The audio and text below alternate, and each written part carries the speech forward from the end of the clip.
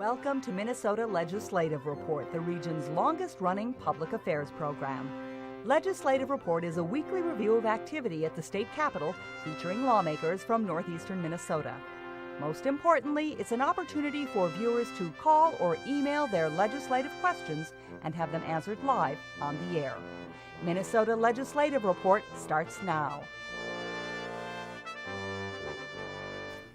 Hello and welcome to Minnesota Legislative Report. I'm your host, WDSC News and Public Affairs producer Greg Grell. Well, with just about 3 weeks left, lawmakers are now racing toward the end of the 2015 legislative session. The final deadline for committees to act on major appropriation and finance bills was on Friday, and now the legislature's focus is firmly on the state budget and all the bills that entails. This is your opportunity to call with questions for the lawmakers that represent you. Locally, you can dial 218-788-2844, or if you're calling from outside the immediate Duluth area, dial our toll-free number, 1-877-307-8762. You can also email your questions to askmlr@wdsc.org. And right now it's time to introduce the legislators who are joining us in the studio. Good group today, starting with Representative Jennifer Schultz, Democrat from Duluth. Welcome back. Thank you. Representative Mary Murphy, a Democrat from Hermantown. Welcome, Hi, Mary. Representative Mike Sundin, a Democrat from Esko. Nice to be here, Greg. And Representative Eric Simonson, Democrat from Duluth. And thanks for being here on a beautiful Saturday or Sunday afternoon. Saturday, you were all working. Right. And speaking of that, Representative Murphy, on Saturday, the House passed the Omnibus Education Bill. It's a GOP Republican-sponsored measure. It has an increase over current spending levels. Talk a little bit about that bill, and I'm sure we'll be getting into it more here in a few minutes. It's a bill that funds basic education, House File 844, and does not meet the expectations that the people that we talked to during the campaign and during the campaign before the November elections expressed that they needed, or that it does not allow school districts to catch up and go on. It just allows them to settle for the basic expenditures. There's a 1% per pupil unit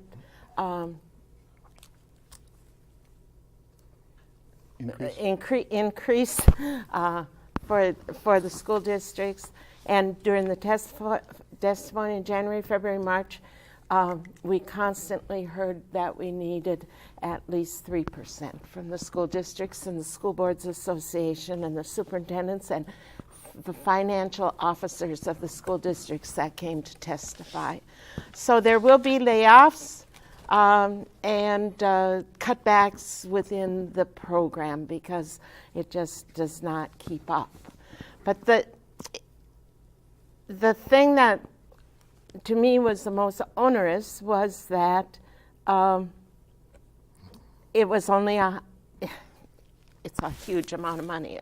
$157 million is a huge amount of money, but it's not enough money to make education the legislators' number one priority. They gave the money instead to the tax committee, and Representative Simonson can talk about that later, but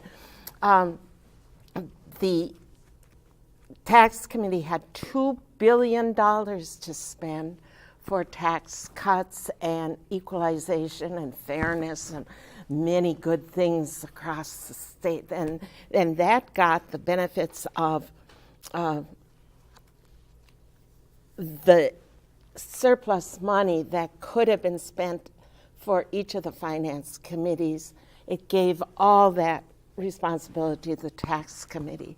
And so as a result, for every $29 per student that could have been spent, the tax committee is paying $29 for tax relief to the highest income people. And $1 goes to the children in the schools and daycare and childcare and early learning. $1 for every $29 of tax relief. that to me isn't a balance. Now, don't think that we were just sitting back and taking it. On Thursday, the DFL submitted a minority report to the Ways and Means report that's posted out, the House File 844. And we talked about it for about 7 minutes. And then there was a motion from the minority to lay the minority report on the table. And so it was never referred to again. But that had considerable increases. That had 2% per pupil unit, and it had $799 million increase rather than $157 million of increase.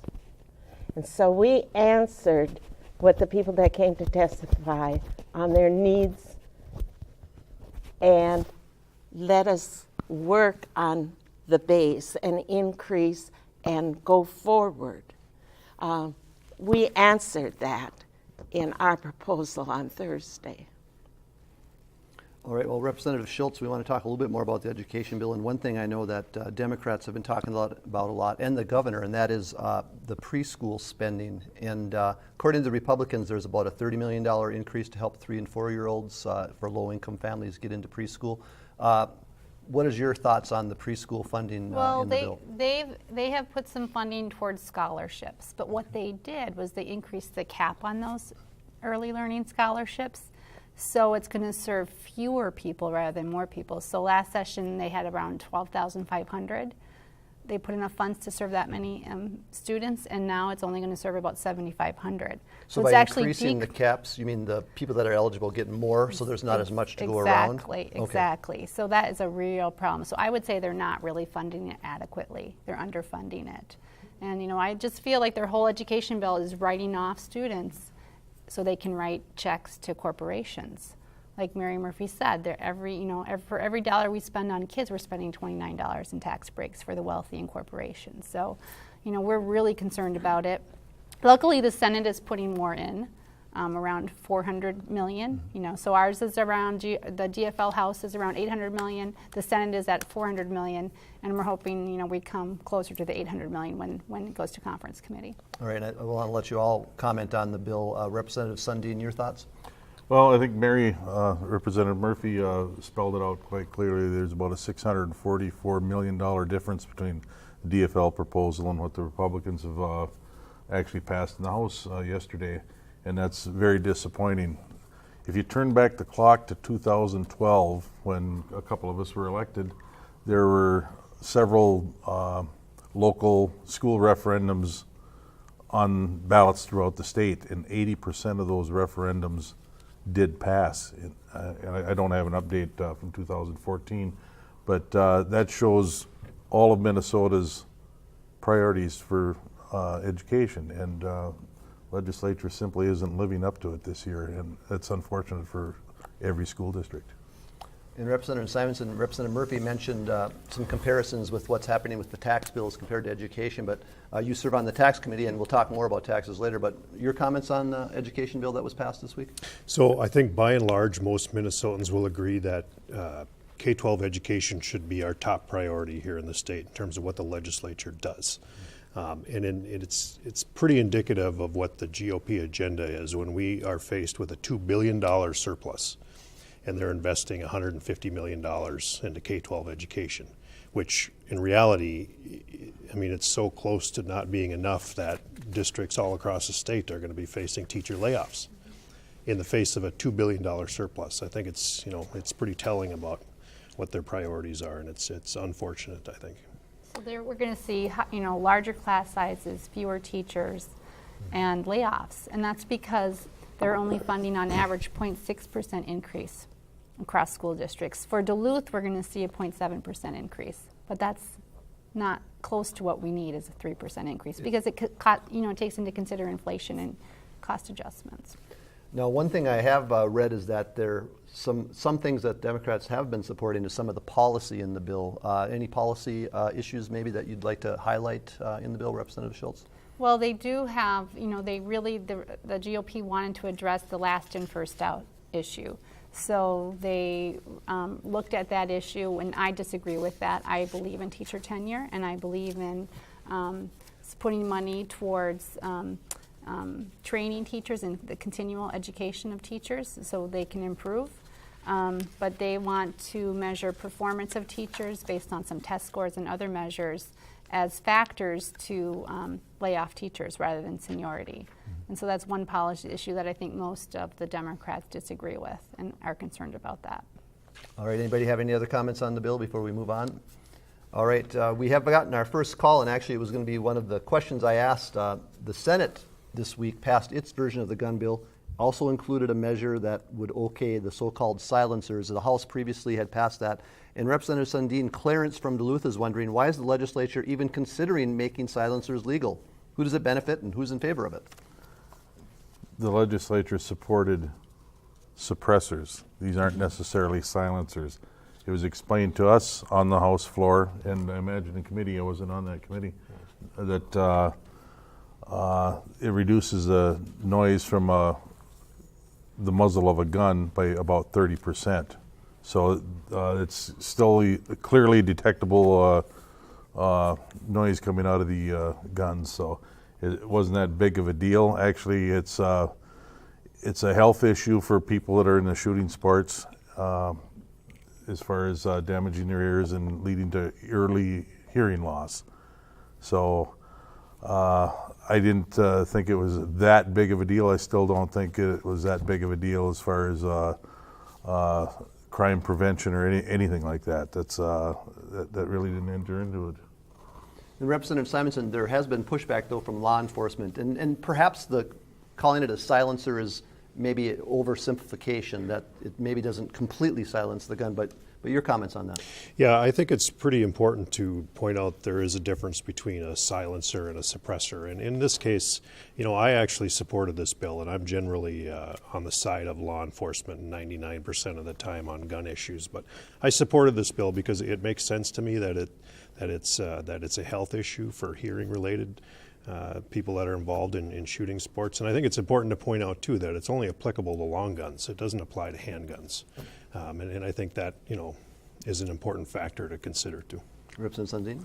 Yeah, and the way I understand it, the way it was explained to me, it's more difficult to get the permit and to purchase one of these suppressors than it is to actually purchase a handgun. And I actually have a suppressor on a high-powered rifle that I keep out in Colorado for big game hunting, and you can still hear that gun quite clearly. Now, Governor Dayton, though, is saying he'll probably veto the bill. So likely, is there enough votes to override? First off, it would have to get there in time for an override vote to be held. Representative Schultz, your thoughts? Yeah, he will probably veto it. So my guess is it might get dropped in conference committee, so they don't have that threat of the veto. This was a somewhat controversial issue because whenever you vote no on a bill like this, the NRA gets involved and will really make an impact on campaigns across the state with negative literature. So anytime we talk about gun issues, it's very political. Representative Sundin? Yeah, in conversations down in St. Paul, I mentioned to a friend that I'm more afraid of the tax bill than I am of the suppressors. So. All right, well, Representative Sundin, I want to come right back to you because there's been a big disagreement this session between the Democrats and Republicans over how to pay for transportation funding. What's the update right now with transportation funding? The bill was, the omnibus bill, I believe, was passed through the House this week. Well, the Republicans have really dug their heels in on no gas tax, no increase in the gas tax.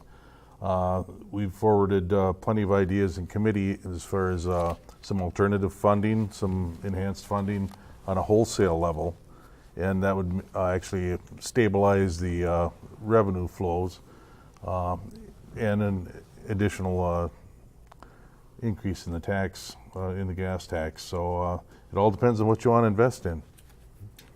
And Senator Bach on the Senate side said that we've been kicking the can down the road, and he says we may not even have a transportation bill if the two sides are so far apart. Representative Simonson, would that be pretty devastating for the state not to get transportation funding? Well, I think it is devastating because it sets us back, another 2+ years essentially. And I think that if there's one thing that was talked about statewide during the last election cycle, it was transportation and investing new dollars into transportation.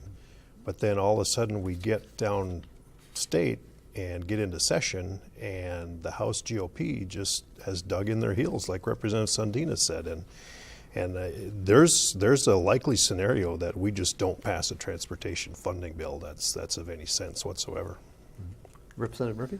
Well, that could have a huge impact on the bonding bill next year too, in the sense that we've always bonded some for roads and bridges, but not to the degree that we may have to next year in order to carry out the Republican plan, which is really a non-plan. And we all said during the campaign that we had to start with a 20-year plan or a plan for a long period of time, and very little time was spent on really what should be in a plan for a statewide and for roads, bridges, and all the everything that encompassed, plus transit across the state. And there's very little in there for transit, and there's very little in there for all the statewide needs. And so it was new money was put in from leases, car leases and rental, and different methods of getting new money from places that previously had gone into the general fund, and bring that out of the general fund into transportation. And that's part of it, but I don't know if that's sustainable over long periods of time. And so I think we should have had a better plan in the first place. But since we don't, then we have the bill that passed the other night that the Senate hates and the governor's not crazy about, and the idea that bonding can take it up. And then the other projects that communities across the state are asking for may have to take a step back and not get money for their local regional projects that are usually considered in the bonding bill, because transportation will have eaten it all. And Representative Sundin? Just to follow up a little bit on what Representative Murphy just mentioned, there was a lot of raiding from the general fund and transfers of money from the general fund into the transportation budget. I don't know what they're going to do once that money's gone. It's going to affect the overall budget, and other programs are going to lose out. It might be health services, we don't know. So it opens up a whole another discussion as far as what gets used up from the general fund. And Representative Sundin, seems like part of the problem is that the federal government doesn't seem to be holding up its end of the deal and helping to pay for transportation. I'm hearing now too that the current federal funding is going to be coming to an end, and they don't have an agreement on a future funding. So this problem could get worse before it gets better. Correct. One word answer, we don't get many of those on Legislative Report. Well, you are watching Minnesota Legislative Report. It's your chance to call in your questions to our lawmakers. And we've got a call from Tom. He was wondering about an income tax, a bill on income tax. He said he heard there's a bill on income tax, but I haven't heard much about it. What's happening with income tax, Representative Simonson? So anything having to do with income tax or property tax is now wrapped up into the omnibus tax bill, which I think will probably be taking up on the House floor Tuesday or Wednesday of this coming week. And there's a few things in there relative to individual income tax that would be considered tax relief. They're very small and they're temporary tax changes to the code, but the biggest impact in the tax bill is geared towards corporations. There's two big things, and as Representative Murphy said earlier, the tax committee had a spending target of $2 billion, which is almost unheard of. well, it is unheard of. In times where we have investments to make in so many other important places like K-12, the tax committee is given a target of $2 billion. And when the tax committee spends money, those are essentially tax cuts. That's what people realize them as. So we're phasing out entirely the commercial and industrial statewide property tax. And we're doing that over the course of a number of years. To the tune of about, I think it's $450 million in the first year of the biennium, and then it ratchets up after that. The big piece of that's sort of hidden is that because they're phasing it out over a number of years, the final phase out is out beyond the forecast window. So when this thing is fully phased in, you're talking about a $5 billion hole in the general fund budget, which sets future legislatures up for walking into deficit spending. So it's a big problem. Representative Schultz? So the individual income tax rebate or deduction, it's only going to be around $70 for an individual if they're making around $70,000. For a family of four, it's around $214, but that only lasts for 2 years.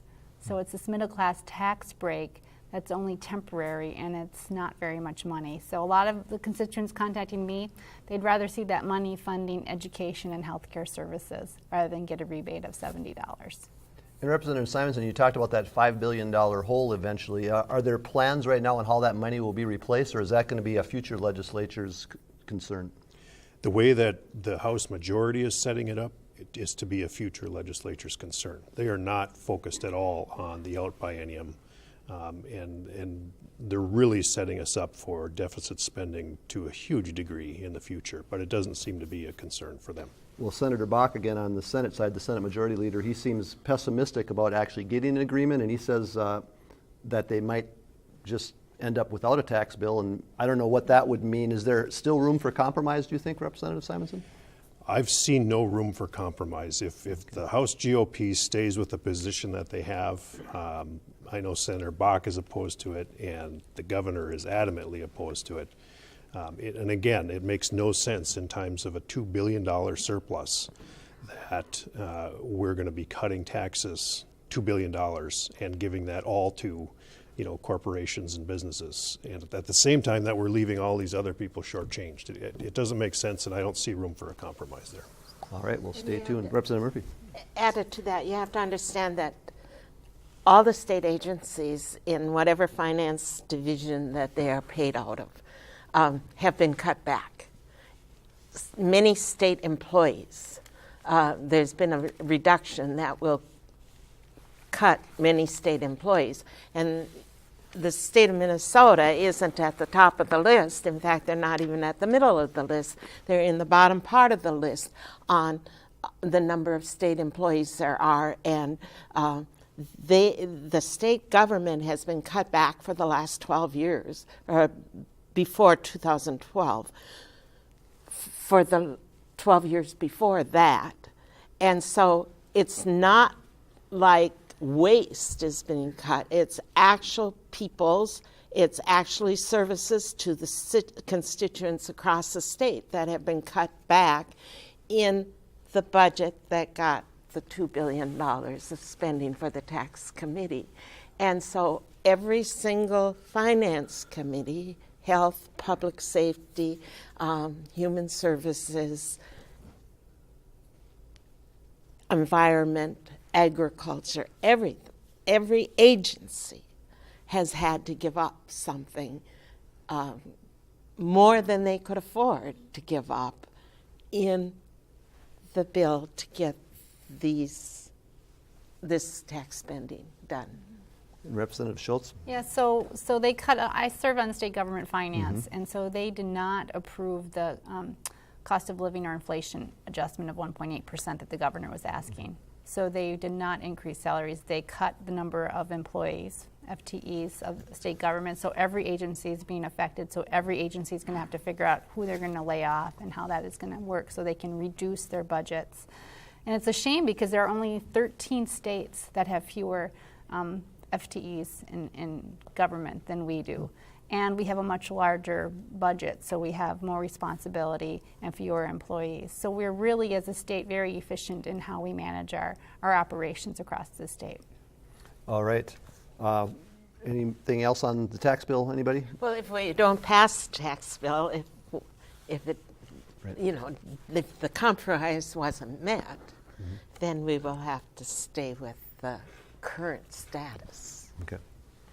Representative Sundin, we have a call from Gary in Cloquet, and he's wondering, is it too late to request additional funding from the bonding bill, or if there's a bonding bill, for the Big Lake Sanitary District? The Big Lake Sanitary District is actually fully funded right now. Okay. It's in the process of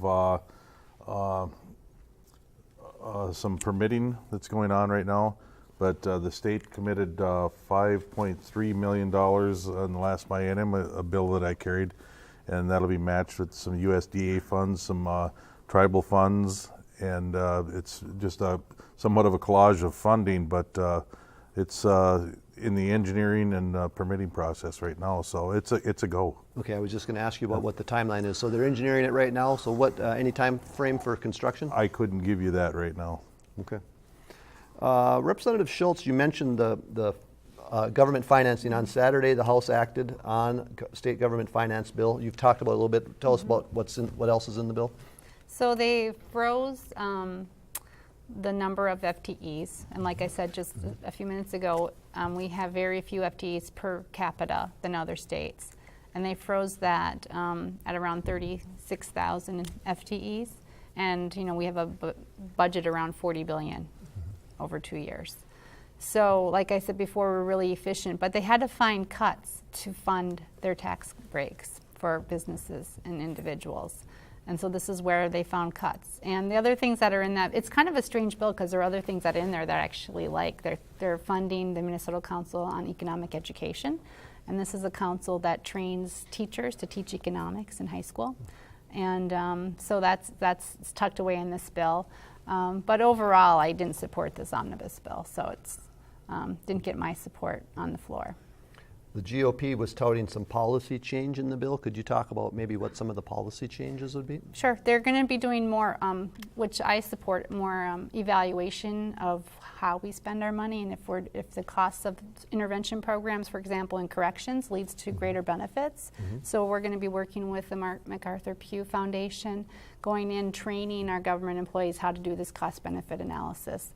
Unfortunately, there's also some duplication in this bill, where now more things are going to be looked at by our legislative auditor, even though it's already being evaluated in other agencies. So there's some duplication that probably isn't necessary.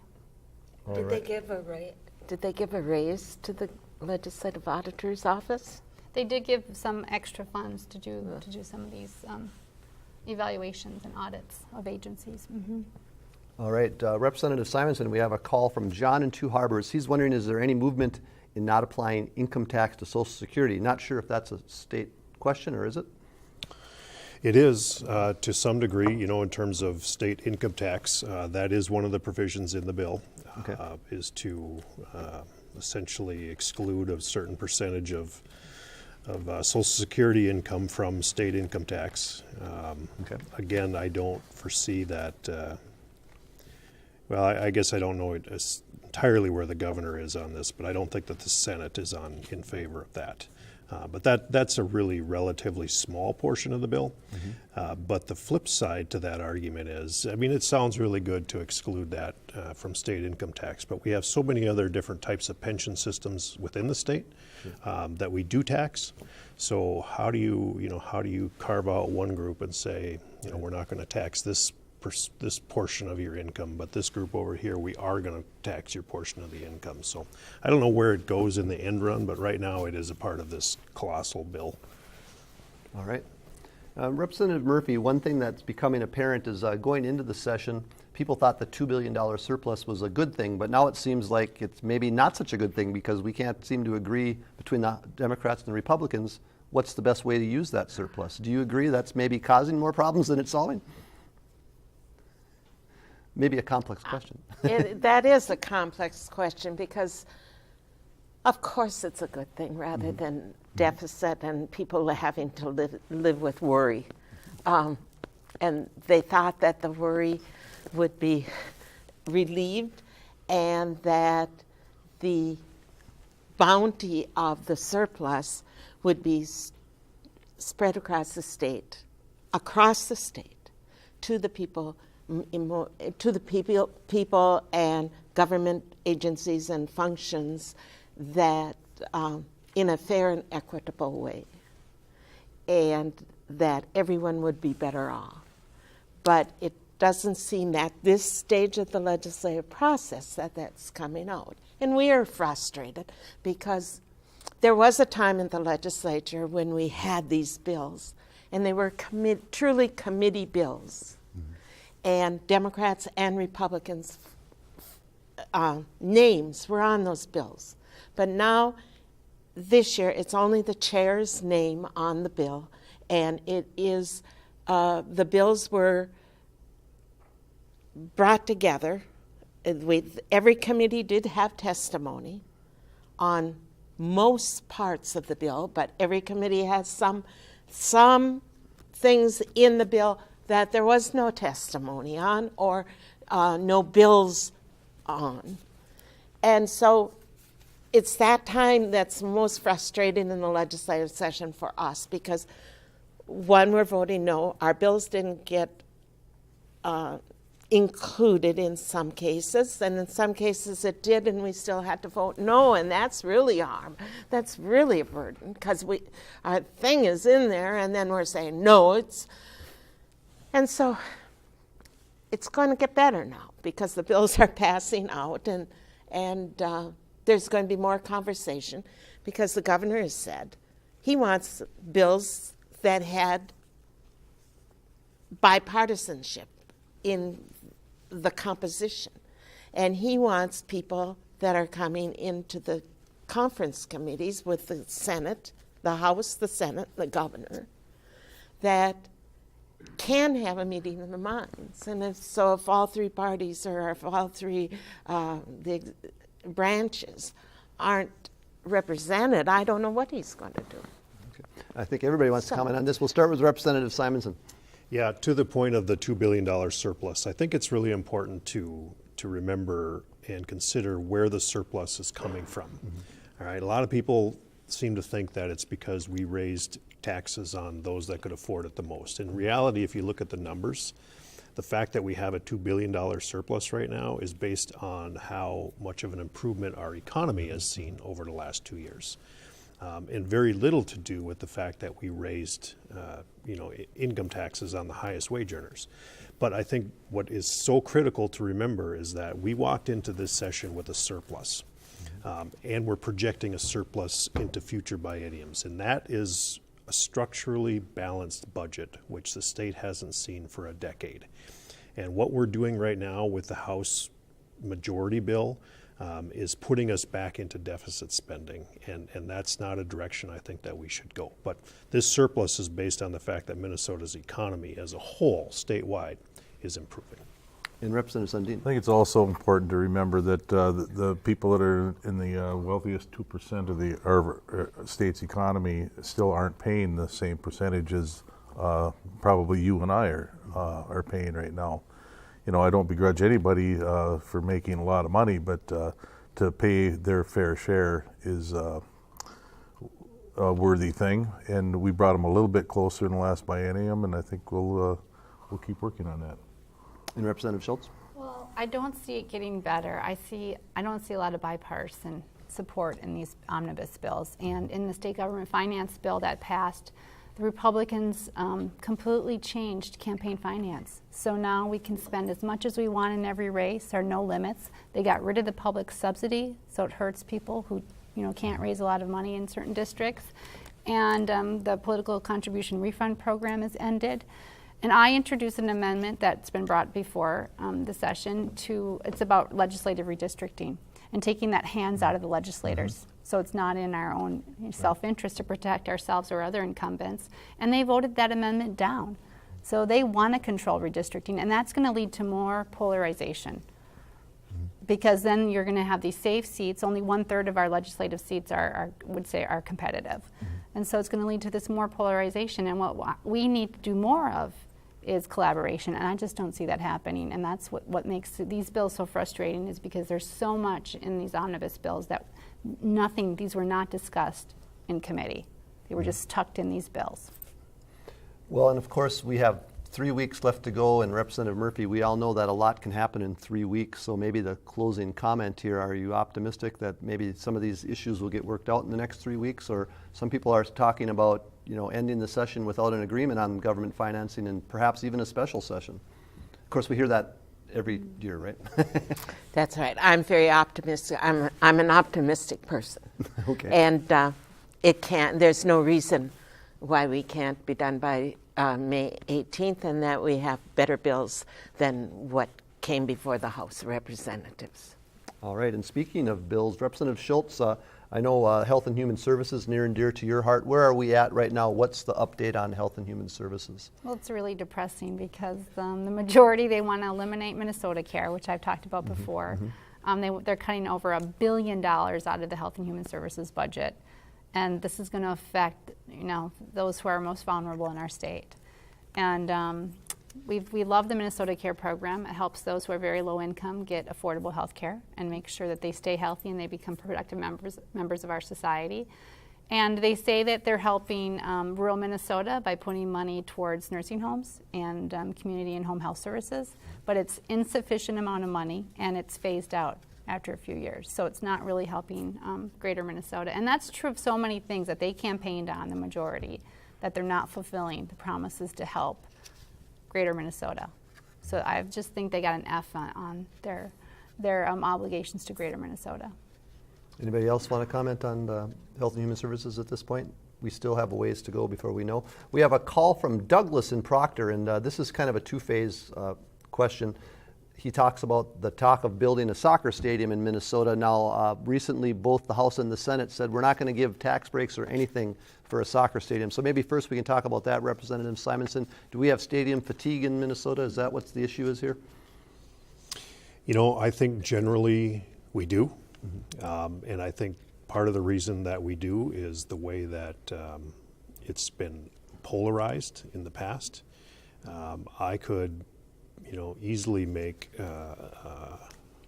an argument why, funding or being a partner in funding such a thing is a really good idea in terms of the health of the metro area and the future of our state. I could do that. And I could also make just as good an argument over why we shouldn't get involved in such a thing right now. But I don't think that it has the traction right now. It's far too late in the session. And I think the Senate is pretty adamant about where they stand on this.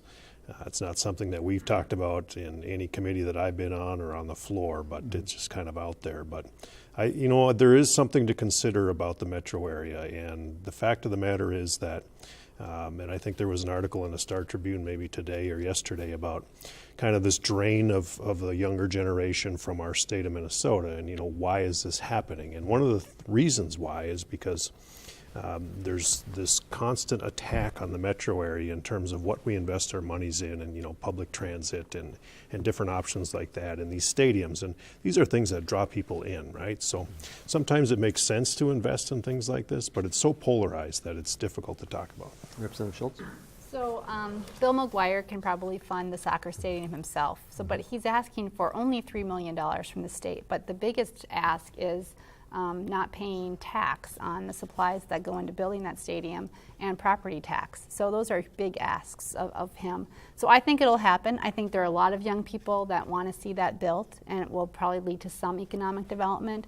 But I think we have to be very cautious in subsidizing anything like that. And the Star Tribune article on young people leaving Minnesota, a lot of those young people are the college age people leaving, and that's because our tuition is so high in Minnesota. So our state schools charge too much, are no longer competitive because the state has underfunded higher ed. And that's what we're seeing again in this session. And Representative Sundin, you had a comment? I really don't think that the soccer issue has risen to be a statewide issue at this point. I'd much rather see investment in schools and roads before we invest in soccer stadium. Well, there was a second part to Douglas's question, almost more of a statement, but he says other places have figured out how to convert their football stadiums into soccer stadiums. Is there any way that could be done with the outdoor Viking stadium? But I think this was more of an ownership tussle, right? Because the Vikings owners tried to get that franchise and were denied. So maybe they don't want you playing in their stadium. Is that the problem? Representative Sundin? I like it when billionaires squabble amongst themselves.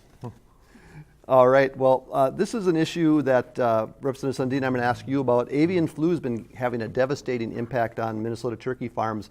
Is there now a legislative response to what's happening with millions of turkeys having to be euthanized? There's actually been a couple of legislative responses. We were on it right away with Representative Bly's bill to fund it, and then there was a naming squabble over the bill, and one of the Republicans wanted to take credit for the bill. That's the way I understand it. And meanwhile, turkeys are dying left and right, and it is a very serious problem. I've been assured by the Department of Agriculture there is absolutely no risk to the public as far as consumption of turkeys. They're monitoring it quite well. The federal government's involved as well, so rest assured that your turkeys are safe to eat, the ones that are in the grocery stores. It's just fine. There's kind of an interesting twist. Turkey season is coming up right now, and turkey hunting season is coming up, and hunters have been advised just to use safe practices as far as processing the meat, and there's no apparent risk there either. So. And people may not realize, because our part of the state isn't as big agriculturally, but isn't Minnesota one of the top turkey producing states? It's the #1 top producing state. Jennie-O and companies like that? Maybe not this year. Right. Well, a devastating impact, Representative Schultz, then to the state's economy, really, this has. It is. It's very devastating. And actually, we had a hearing on just the avian flu virus in the turkeys. And now there's a state of emergency that the governor declared, and it's a big issue. And so the DNR is actually requesting if people do go out and turkey hunt and get a turkey, is to send some samples to the DNR so they can test wild turkey populations. And you can contact the DNR, go to their website, there's a phone number set up, and they'll give you instructions on what to send them to test. So it is a big deal. We're hoping over the next few years that our top epidemiologists will find out how it's transmitted and we can stop it. All right. Well, we'll have to keep up with that, and hopefully we'll be able to find an end to this avian flu problem, but definitely a big issue. Representative Simonson, Tom from Duluth has a question, another tax question. Where's the bill for military retired pay state tax exemption? Is there such a bill? Yes. Okay. And if I remember right, I think that's in the omnibus tax bill. It is. It is. Okay. So we'll be taking that up this week as well. That's another provision that's in that bill. So would that exempt military pay completely, or what is the measure? I think it's the pension. Pension? Is what the retiree pension. You're is right. what would be Retired exempted. pay. You're right. Yep. Correct. Okay. I believe that extended to spouses as well, some tax break for spouses after the veteran would pass. Correct. Yes. Okay. All right, we're getting through a lot of questions here. Well, one issue that the state is waiting for is a court review of its sex offender treatment program. There's a lot of concern that it may not be constitutional, because basically when you're put into the sex offender program, nobody's ever released. So I don't know I think this is an issue we might all want to talk about. I'll start with you, Representative Simonson. Your thoughts on, first off, I know you can't predict what a court is going to do, but maybe your thoughts on the treatment program and whether there are some changes that need to be made. Well, I think if there's one thing that we all could probably agree on is that there are some changes that need to be made. It's a matter of defining what those changes are. I mean, this is a really sensitive subject, and another one of those really difficult things to talk about. And unfortunately, with the court involved, there's going to be some directive out of the court, which is going to kind of set us on a path that we're going to need to deal with. And the reality is that the legislature will need to deal with this.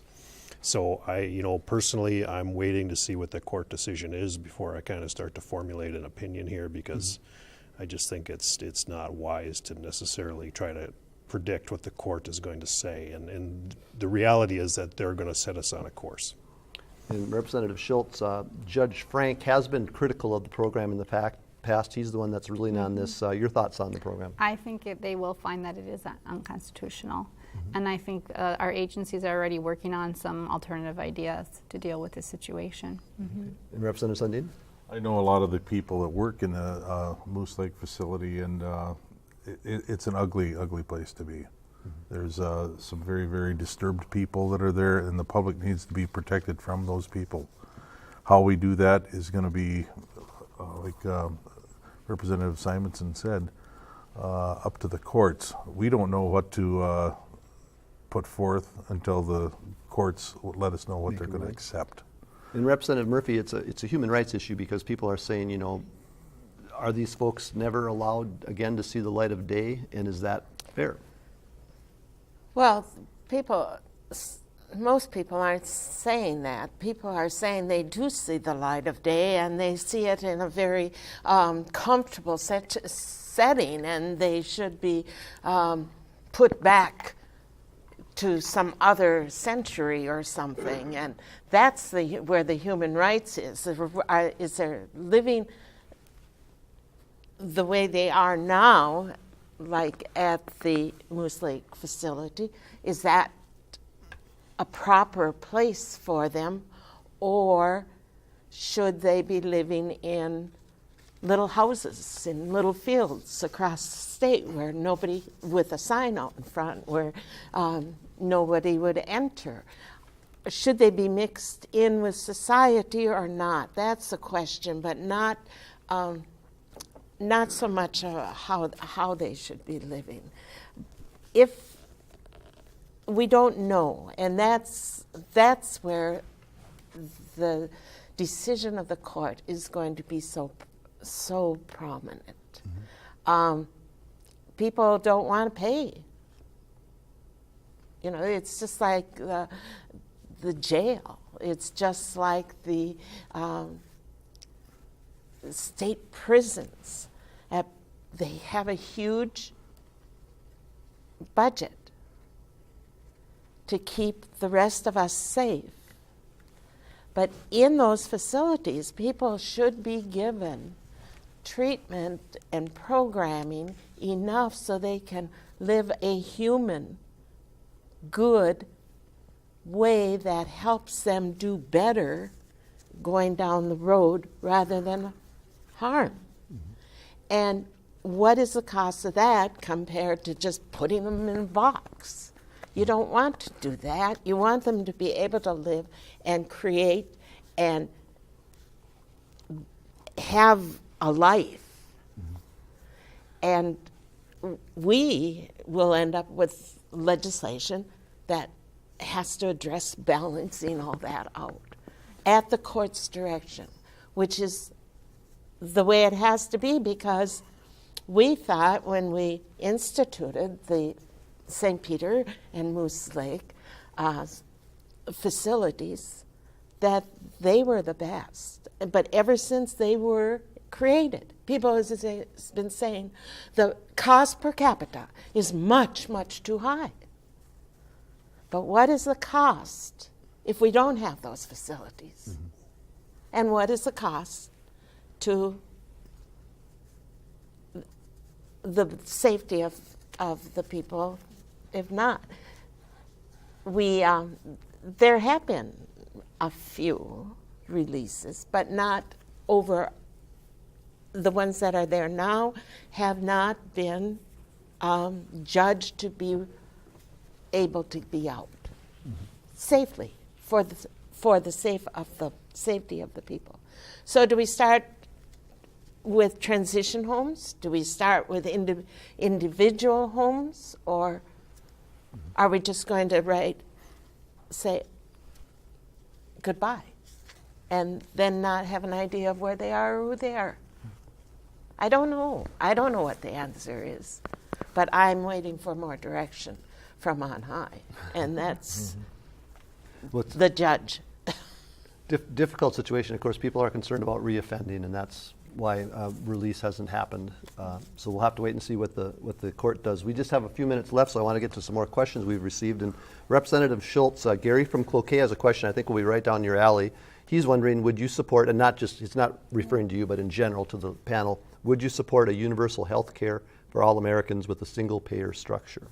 Well, that's a big question, which I don't think we can address tonight. But I'm working with Scott Lights, the CEO of MNsure, and we're working to make that more financially sustainable and getting through all the IT glitches that they've experienced.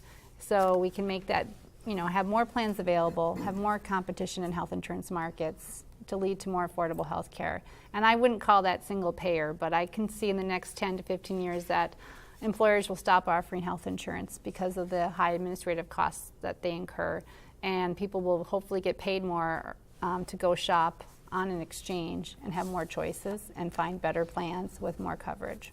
And Representative Sundin? When I got up this morning in my house, I thought, boy, this is really a nice life I live. I've got a nice home here. I've got insurance on that home. Part of that insurance premium would cover any injury to a person that would happen to be harmed on that property. And I got my car this morning, and I was driving down the road, and part of that insurance premium that I pay on my car is for health coverage in case somebody's injured in a car accident.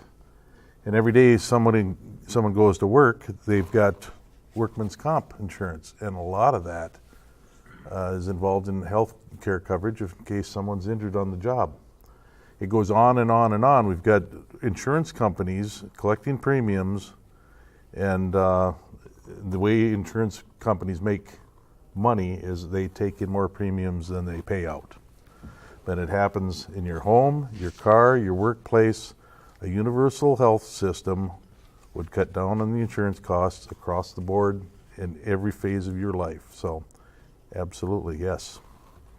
All right, anybody else with comments? Representative Schultz? So to get to that, another option on the exchange is to have a public option. And so we're working on a federal waiver to do innovations on MNsure. And one idea is to have a public option. And that option could be the lowest cost option. And if everybody chooses that, then you might get to something like a universal health insurance system. All right. We have a question by email. The emailer did not leave their name, and if you want to email us, it's askmlr@wdse.org. The question is, Representative Schultz, what is the status of the 5% wage increase for home and community-based care providers? So that's going to be partly funded in the omnibus bill, but everything's going to change once it gets to conference committee. So I urge that caller to keep track of the omnibus bill, and then when it goes to conference committee to see what comes out of that committee. So the Senate's going to be at a different point than the majority in the House, and then they'll negotiate that. And the emailer was wondering who supports that increase here on the panel.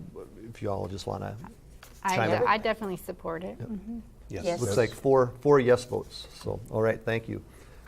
This week, another bill that was acted on by the House was the Environment Omnibus Bill on Friday. Maybe Representative Sundin, you want to talk about that bill a little bit? What's in it and what it's funding? I know it funds different aspects of the state government. I'll tell you what's not in it. Okay, the landfill monitoring going forward, all the abandoned landfills in the state of Minnesota, the funding for monitoring those landfills. And who's responsible for that monitoring? Is it the MPCA or? Yeah, we'll get to them too. Okay. It's just been stripped. There's they're taking roughly $43.6 million out of that fund. Okay. So your groundwater statewide will be at risk going down the road if this bill has any traction in conference committee. They also stripped funds from the MPCA. Every other monitoring effort in that bill got a little bit of an increase. The MPCA got cut. Okay. So it's kind of an embarrassment to the environment.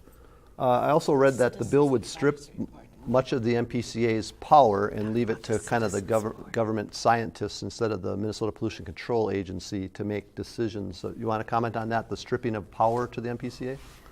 Yeah, I can't.